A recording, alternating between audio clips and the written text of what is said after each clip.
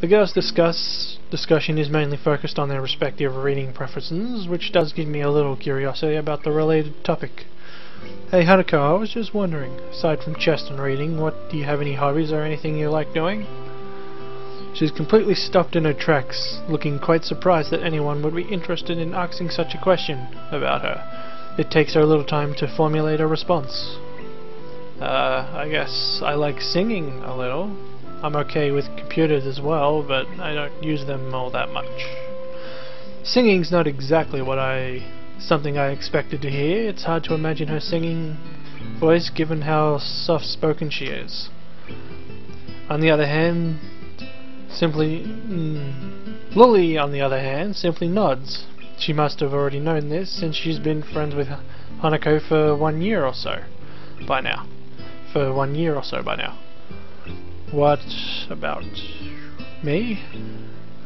She hesitates before quickly flicking her head up and down. It's only logical that she'd want to talk about my hobbies after she'd told me hers. There's chess, obviously, but also, there was soccer as well, though I can't really do that anymore. Reading, which I picked up in hospital, this is surprisingly hard. Lily and Hanako look a little put off by the direction this is taking, and the more I think about it, the more I am too. It sounds as if you've picked up quite a few things since your accident. Lily's candor is coated with probably the most positive spin one could put on what I said. Hanako, however, is silent. If the situation becomes difficult, her reaction seems to be withdrawing into silence in order to prevent things getting worse. That or physically retreating. A soft ringing gives us pause. Lily reaches into her pocket. It becomes obvious that the sound coming from her phone. Sorry. It's okay. Lily gives a quick nod before shuffling out of her seat and taking the call a little distance away to avoid disturbing the both of us. Must be nice to be popular. Hanako smiles but doesn't take the hook for further discussion. I just end up sitting back and closing my eyes, relaxing as best as I can. It's nice and peaceful here. I wonder what it'd be like to have grown up somewhere like this, rather than in a city. You came from the city. Looks like I found something she wants to talk about. Yeah, you could say I was a city kid through and through. It sounds like a lot changed. It did. I'm not quite sure what to make of it all, though it's quite a cultural shock in more ways than one.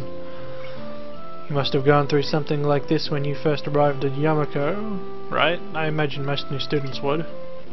Not really.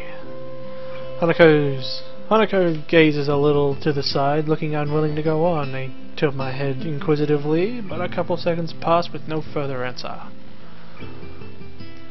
But can't we deal with that on Monday? The fallout is already settled from the last.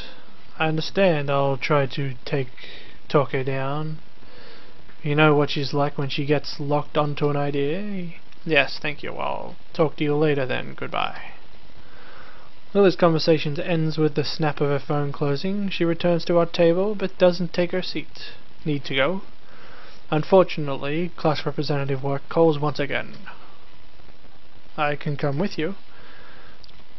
It's alright, Hanako. I'll just be going straight to the student council. There's no need to spoil the fine evening on my account.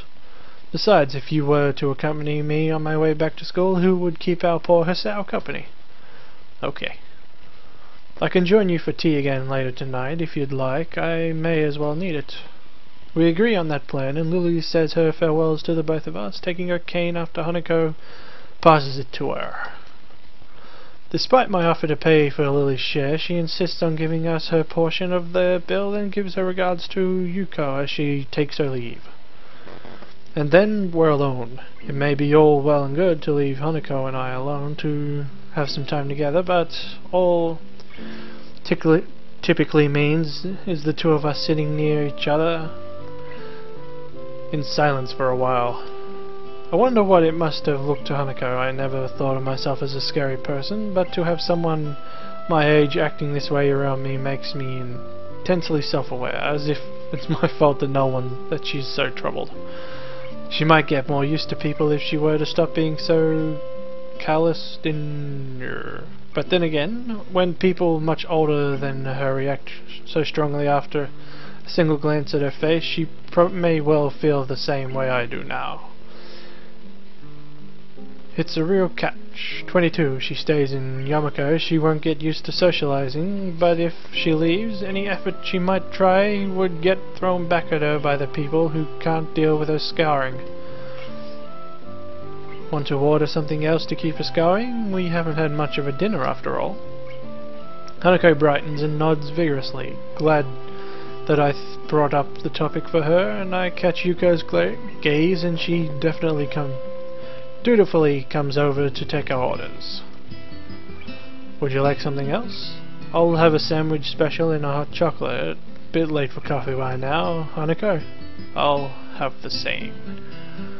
With a nod and a bow, Yuko turns on the balls of her feet and returns behind the counter, where she busies herself fishing out bread and condiments and working the machine to make our drinks. Not a word is said between us. Yuko comes back. She smiles and gives us our food and drinks before moving to a customer who's called for her attention. I give up on the prospect of having much of a conversation with my companion and decide to just enjoy the meal, small as it may be. It tastes nice, so does most of the food here. Having a few mouthfuls, I notice something missing, namely the sound of Hanako eating. Looking back to her, I see Hanako fidgeting a little behind her untouched sandwich. Not hungry? She shakes her head from side to side. As she does, the patch of her hair keeps over the right of her face still does its job, hiding almost entirely. It's not that. I was all ready to have your share too. You looked troubled. Is something wrong? She's startled. I'm startled by her thinking that I'm the one who looks troubled, but on second thought she's probably right. My face has been giving away my emotion without me noticing, and she's hardly a dim person without quite the opposite. We're friends, right? Friends.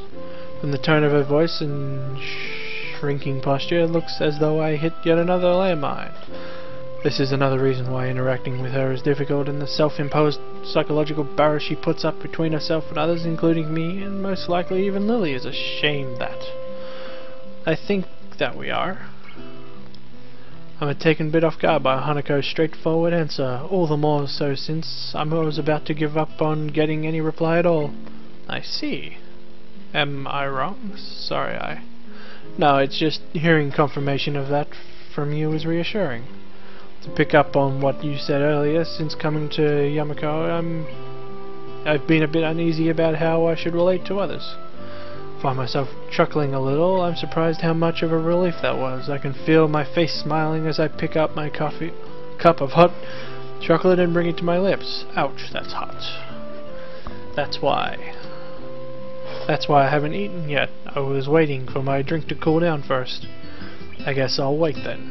The both of us share a little chuckle, and the situation isn't really that funny, but for some reason it feels like laughing is the most natural thing to do right now. I guess we're both a bit wound up about each other, so I was so busy thinking Hanako was the one with something wrong, it took her to remind me that I was uneasy as well. But be that as it may, it still feels a little nice. A little nice to have someone thinking about me that, or you know, blah, blah, blah. Speaking getting harder. Following a long, quiet trudge up the hill and into the school grounds, the two of us find ourselves between the two dormitories. Regular night patrols pass between the male and female dormitory buildings, both for security and to quickly raise the alarm for any medical issues that may arise.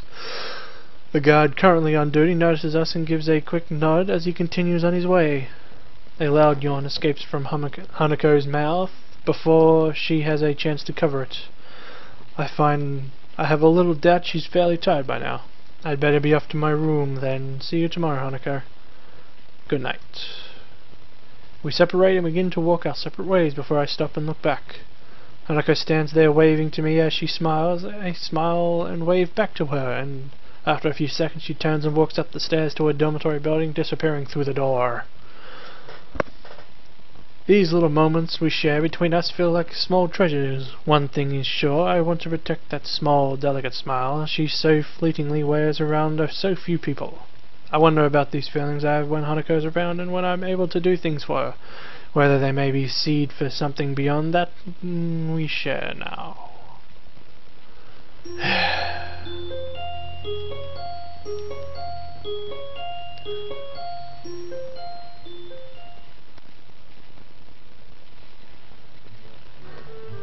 Alright, I think I'll stop here. I think that's at least 20 minutes. That's enough for 2 episodes, I think, or maybe just 1, I don't know. Either way, I'm gonna stop here. After recording so much Mass Effect, that is. I got like 8 or 9 episodes of Mass Effect. So I will see you guys later when I decide to record again. See you later.